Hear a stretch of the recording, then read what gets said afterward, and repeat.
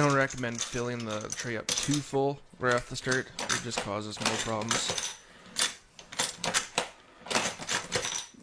Sometimes the cartridge will feed underneath the belt and not into the pocket.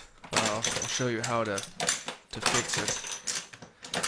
You'll have to push the push rod or the handle all the way forward and flick the lever underneath to open up the jaws, and then pull it out.